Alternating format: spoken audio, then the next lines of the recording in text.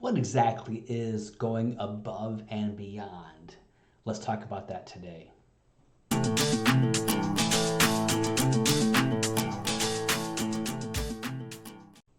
Hey, I'm Tim Kiser. Welcome to the Profit Dare. On this channel, we provide simple financial solutions that inspire savvy stewardship. If this is your first time stopping by, thank you so much. If you have been here before or you are a subscriber, welcome back and thank you. Today we're going to do a reaction to a Ken Coleman video. Have not watched the video. I saw something on LinkedIn today that kind of made me think about some stuff that he says, and this video popped in my queue a while ago, and I thought, well, I'll give it a listen and see. So he talks about, recently been talking about quiet quitting quite a bit, and the whole concept behind going above and beyond, which they're kind of interlinked in a lot of people's minds. So I'm going to read this LinkedIn post real fast. It's quick, that he had sent today, and it says, "We have a crisis of leaders in this country because leaders have forgotten how to love people." Okay. People feel overworked and undervalued. People will go, capital W-I-L-L, will go above and beyond if they feel cared for, see meaning and purpose in their work, if you recognize them for unique contribution, if you have an actual relationship with them to see that they're starting to burn out before they have to tell you. So there's a couple things in here. I mean, I don't want to nitpick someone's post because I know I send them and I think one thing I write it, but I mean, this guy's an influencer, right? So we have a crisis of leaders because they forgot how to love. I'm not so sure I understand what he's saying there. I would think leaders need to lead, not necessarily to love. I don't really need my leader to love me. I need them to lead me. People feel overworked and undervalued. Maybe people are overworked and undervalued. Feeling is kind of like throwing shade, right? And people will go above and beyond. And that above and beyond phrase is so nebulous, it cannot be quantified. It's kind of arbitrary at the whim of the person that, oh, they went above and beyond. They feel cared for, maybe. If they see meaning and purpose in their work, yes. If you recognize them for the unique contribution. See, this all boils down to, often people say, well, people who are quiet quitting or not going above and beyond or acting their wage, it's all about money to them. Well, I would have an argument that it's just about money to the ones who were resisting paying the money. So it goes both ways. Apparently, labor doesn't have as good as PR firm as the employers do. If you have a relationship and can see them starting burning out, maybe that's your job as a leader to watch people and keep an eye on them so they don't burn out. So there's that. That's the LinkedIn post. So let's get into the interview today. It's a short one, so it should be a quick video.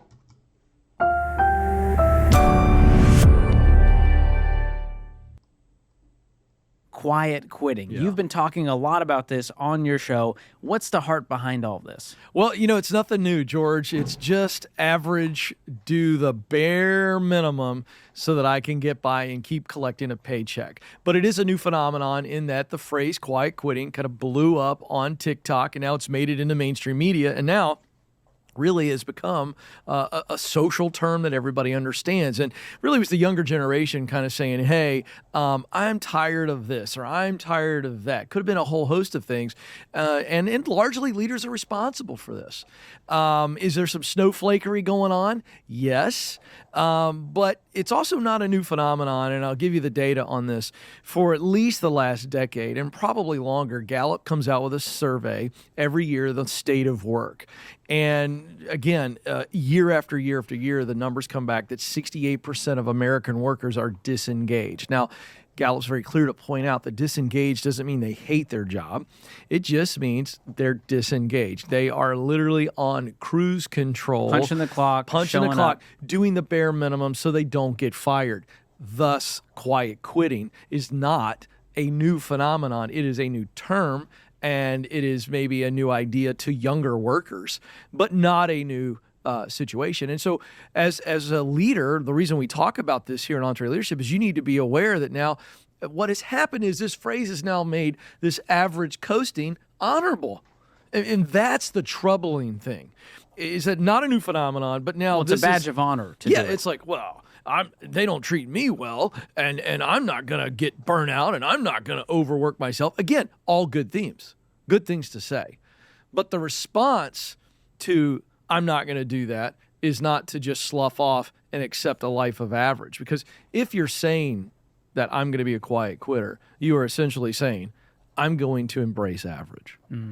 Well, a lot of this is kind of they're trying to stick it to the man.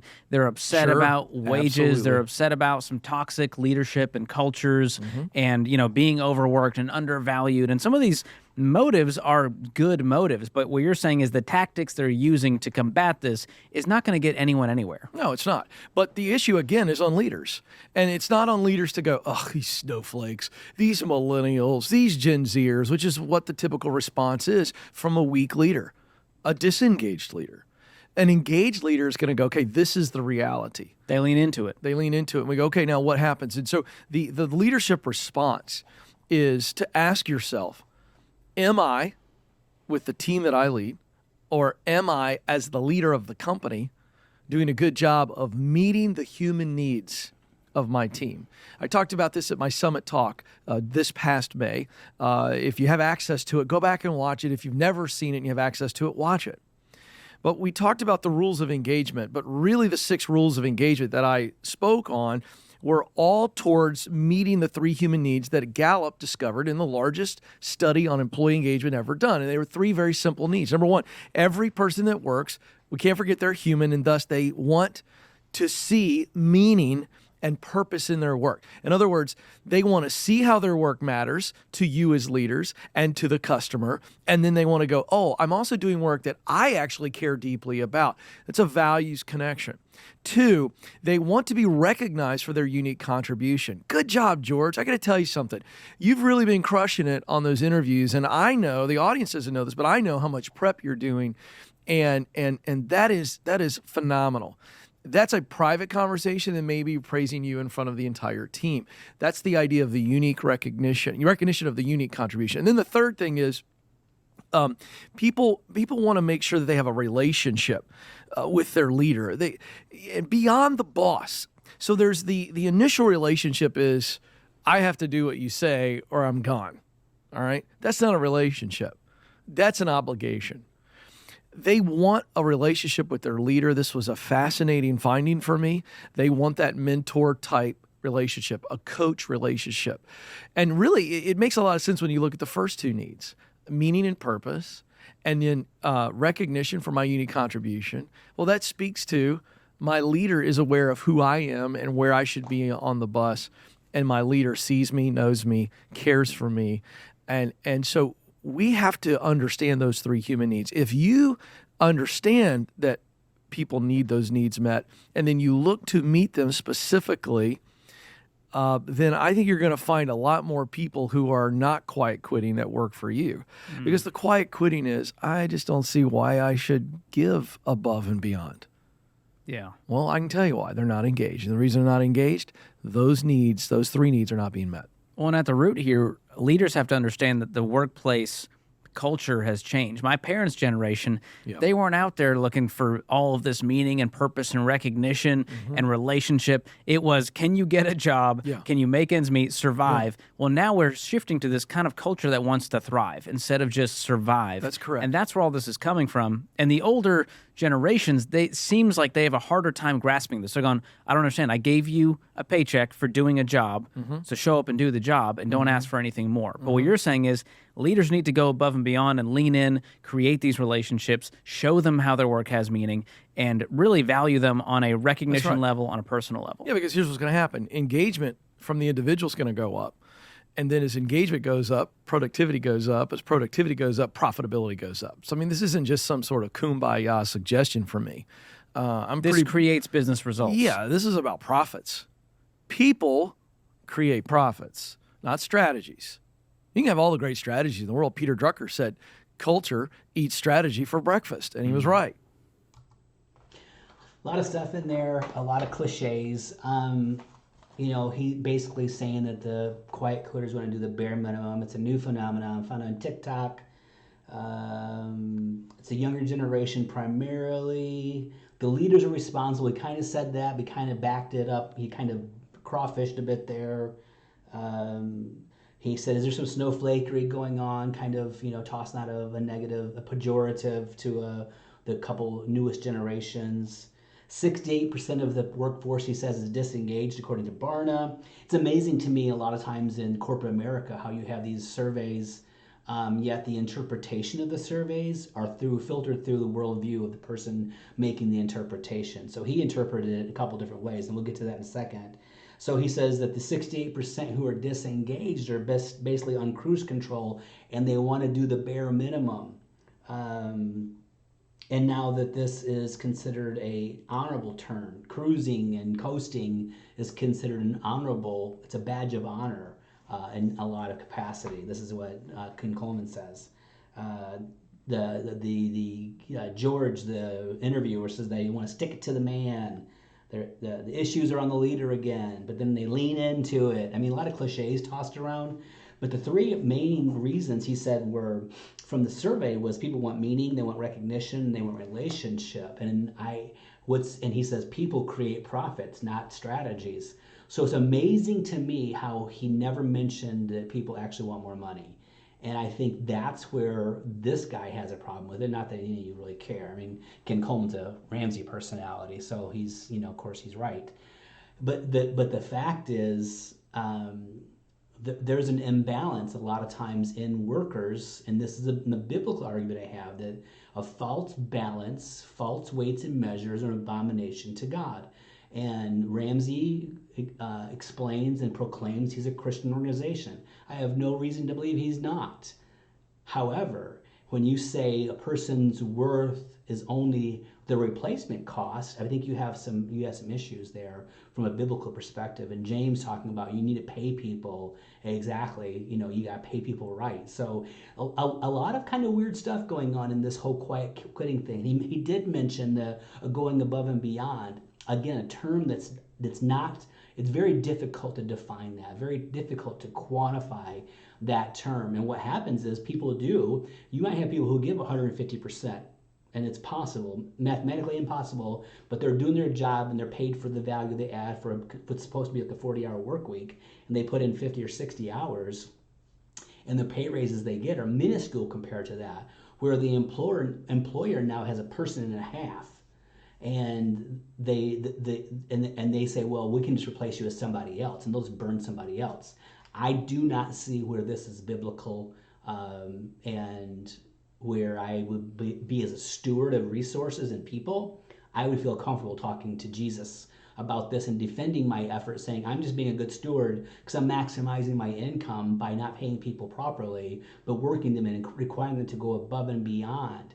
And so what's happening now is we have people who they said in the video, thrive rather than just survive. It's a different thing. Where people in my generation, Gen Xers, or maybe even some of the people before me, could learn some balance from the Zers and from the millennials.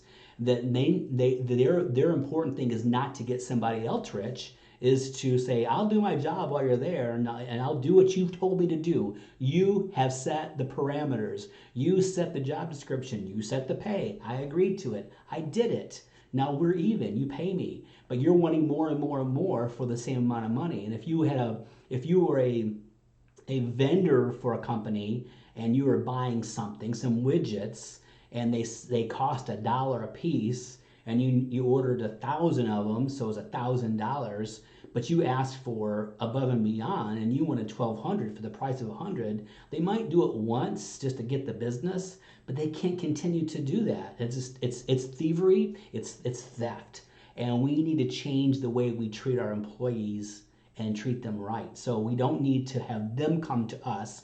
We're the leader. If we see that they're working and we appreciate extra effort, I tell my team all the time, there's times when we all must go above and beyond and give some extra. There's seasons we'll do this.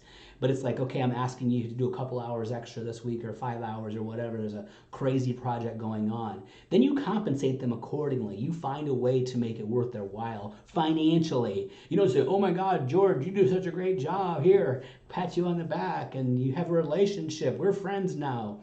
No, there's more to it than that. And I think this whole idea behind people pushing this is very disingenuous and saying, oh, everyone who does this and practices this is just lazy and disengaged and blah, blah, blah. And then you say leaders are responsible to engage people. Leaders are responsible for setting proper job expectations, proper wages, and then leading and managing teams accordingly. There you go. So that's it. So, all right. Thank you for joining me today. I think we should just pay people. We should pay them well. If you can't pay them, be honest with them. So if they're going to disengage, they're just going to walk out one day and they're going to say, oh, these people are lazy. When the truth is, you are getting a person and a half or a person and a quarter and paying for one. And I'm not sure that God thinks that's cool. I have the proverb to back it up. I don't have any very specific. James hit it really hard about not paying people that mowed your fields. I'll stick with that. So I think it's safer because stewardship is not just earning money and maximizing profit. It's also being honorable. So there you go. Thanks for stopping by today. Hope this has been a blessing to you. If it has, like, subscribe, share, comment, and I will see you soon with a new video.